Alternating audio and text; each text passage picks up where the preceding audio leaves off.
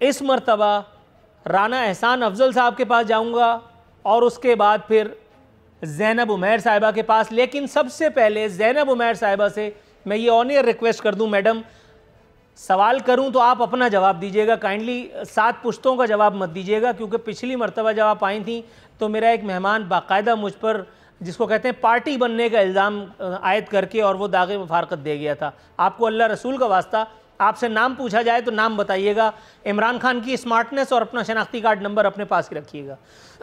जी राना एहसान साहब, सर कैसे हैं? अल्लाह का शुक्र, आप खैरियत से हैं? जी सर मैं ठीक हूँ। सर ये टाइम पास करने के लिए आपको कराची ही मिला, मतलब पीडीएम की तदफीन हो गई, हम लोग भूल भाल गए। ठीक है, इस वक्त पाकिस्तान में किसी के पास करने के लिए कुछ नहीं है, हम लोगों को DSNGs भेजने के लिए, अपना फ्यूल जलाने के लिए, थोड़ा सा टें करने के लिए कोई मुद्दा चाहिए, कोई कुछ चाहिए, तो आप लोगों ने हमारी इस मजबूरी का फ़ायदा उठा करके एक जलसा दाग दिया। हालांकि इस जलसे में अल्लाह का शुक्र है कि वो जॉन विलियर ने कहा था ना, रूह शामिल खाली है अब जज्बों से। तो अब इस जलसे से होना क्या है? अगर गालियाँ कोसने देने से अगर इमरान खान साहब हट जाते, अगर हुकूमत हट जाती तो ठीक था, लेकिन यहाँ तो ये भी फड्डा पड़ा हुआ है कि वजीर आजम तू बनेगा या मैं। देखिए आरफीन भाई, हमारे साथ जो सबसे बड़ा मसला है कि अगर हम कुछ करने की कोशिश करें तो तब भी हम गुनाहगार, अगर हम ना करें तो तब भी हम गुनाहगार। अभी पूरा मीडिया ये तनकीद कर रहा था कि ऑपोजिशन क्या कर रही है, ऑपोजिशन की 3 साल कारकर्दगी किधर है, और अब दोबारा पीडीएम रिवाइव हुई है तो तब भी हमारी तनकीद।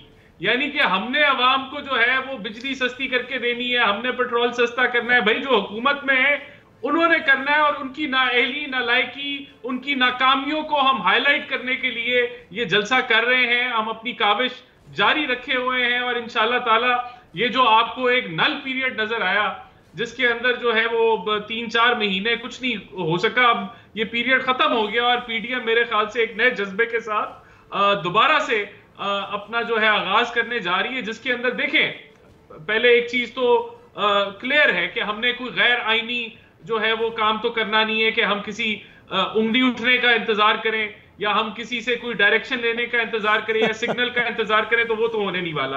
तो हम लोग अपना जो सिस्टम है वो जमहूरियत में रखते हुए करेंगे। तो अब जमहूरियत में रखते हुए हम जाके ईंट लेके इनका सर तो नहीं फाड़ सकते। हमने अगर हुकूमत गिरानी है तो जो हमारे पास सर तो फिर उसका जब आप कुछ नहीं कर सकते तो उसका सीधा सा हल मैं आपको बताता हूं, किसी से तावीज़ गंडा करा के जान छुड़ाए, बिलावजह क्या जरूरत है इतना पैसा खर्च करने की। आप जरा इस बात को जरा गौर कीजिए। मैं आता हूं आपकी तरफ। मोहतरमा ज़ैनब उमैर साहिबा, मैडम कैसी हैं आप?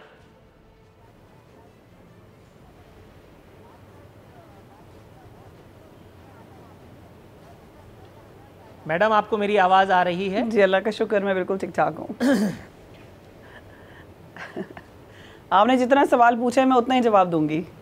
जी मैडम, मैं ये पूछ रहा था कि पीडीएम, जी मुझे आपकी आवाज़ आ रही है। राइट मैडम, ये मुझे बताइएगा पीडीएम एक मरतबा फिर जैसा कि इरशाद फरमाया राना आपको मेरी आवाज़ आ रही है साहब ने। जी बिल्कुल मुझे आपकी आवाज़ आ रही है, ज़रा डिले, लेकिन अल्लाह का वास्ता मैं इस डिले का जिम्मेदार बिल्कुल भी नहीं हूँ। थोड़ा सा अगर हम फोकस करते हैं अपने मुद्दे की जानिब। मैडम ये मुझे बताइएगा, पीडीएम ये जो तामझाम लेकर के कराची पे नाजिल हुई है एक मरतबा फिर, मैंने जैसा कि कहा कि एक मरतबा फिर कराची को अपनी मुशक्क़त का ज़रिया बनाया गया है।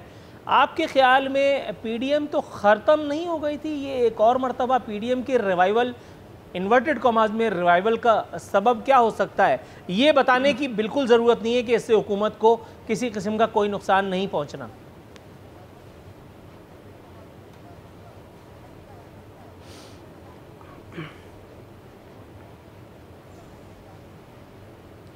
बिस्मिल्लाहिर्रहमानिर्रहीम। आपका बहुत शुक्रिया, और आपने जैसे मुझे कहा जो बिल्कुल आपकी इंस्ट्रक्शन को फॉलो करूँगी। उससे पहले मैं आपने जो तारुफ़ कराया उसमें एक तो बड़ी अप्रिशिएटेबल बात है कि आज आपने दरमियान में वो जो पंजाबी के मुहावरे और वो बोलने की कोशिश की है, तो ये मुझे बड़ा सुन के बहुत अच्छा लगा है, और उम्मीद है कि आहिस्ता आहिस्ता आप और इसमें आपकी रवानी आती जाएगी। तो जहाँ तक आपने पीडीएम की बात की है, तो आप ही के मुहावरों में से जो आज आपने बोले हैं, तो मुझे भी आज जोश आ गया और मैं भी उसमें पंजाबी के एक लाइन ऐड करना चाहती हूँ। और वो पीडीएम के ऊपर शायद पूरी जो है वो सादिक आती है, और वो जिसको कहते हैं कि रोलते गैया पर चस बड़ी आई है। तो वो ये जितने सारे जो पीडीएम है ना जी, वो अभी तक जो उनकी हालात चल रहे हैं, जो वाक़यात चल रहे हैं, वो सब हमारे सामने हैं। अब अगर दोबारा से लगता है कि पीडीएम लाइव हो गई है और पीडीएम में अभी भी आप देख लें कि पीपल्स पार्टी का मौक़िफ़ क्या है, नून लीग का मौक़िफ़ क्या है, आपने बहुत सारी चीज़ें मेरे कहने की वो ज़रूरत से पहले वक्त बचा लेती हूँ, वो आपने अपने इंट्रोडक्शन में सारी बातें कह ही दी कि लीडरशिप जो है, पहली बात तो ये कि मुझे आज तक नहीं, अभी तक मुझे नहीं समझ आ रही। मुझे तो यकीन कर रहे हैं कि बहुत सारे लोगों के ऊपर इस लिहाज से एक तरस की कैफियत है कि नून लीग की लीडरशिप है कौन।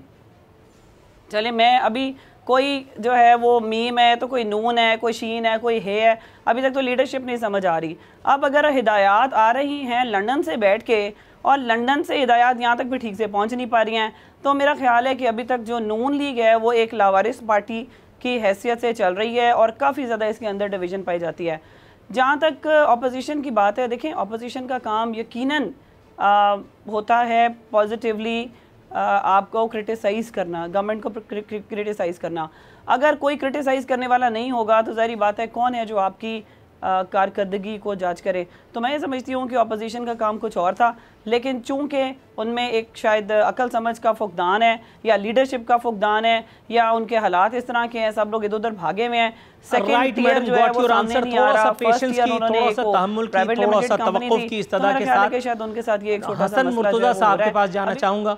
हसन मुर्तज़ा साहब, अस्सलाम वालेकुम सर। जी वालेकुम अस्सलाम। जनाब, सबसे पहले तो अपनी तबीयत से आगाह फरमाइए सर, कैसे मिजाज हैं?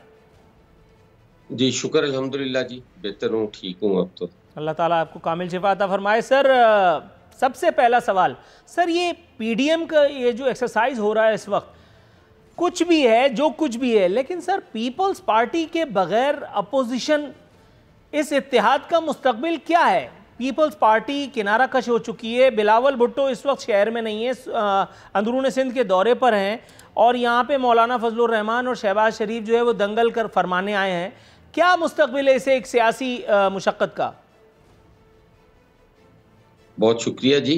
देखिए पीडीएम तो बनाने वाले ही हम थे और पीडीएम को तमाम लीडरशिप को, अपोजिशन को हमने उस वक्त इकट्ठा किया, एपीसी की और फिर पीडीएम बनाई, उसकी बुनियाद रखी और उसके जो नकात थे वो भी सारी कौम के सामने हैं। मुख्तसरन ये है कि पीडीएम इन्होंने ख़त्म कर दी। अब वो उनका इत्तेहाद है, उसमें अपोजिशन जमाते हैं और वो उसको पीडीएम का नाम देकर चला रहे हैं। पाकिस्तान पीपल्स पार्टी ने हमेशा अपोजिशन की है और मैं समझता हूँ कि आज की इस हुकूमत के खिलाफ अगर कोई मजबूत आवाज़ है तो वो पीपल्स पार्टी और चेयरमैन बिलावल भुट्टो जरदारी की है। अगर पीपल्स पार्टी में नहीं होती तो मुझे तो उनके अगराज़ो मकासद की समझ नहीं आती कि हमें निकाला था कि इस्तीफे नहीं दे रहे लिहाजा इन्हें निकाल दो, और हमारे निकालने के बाद खुद भी इस्तीफे नहीं दिए।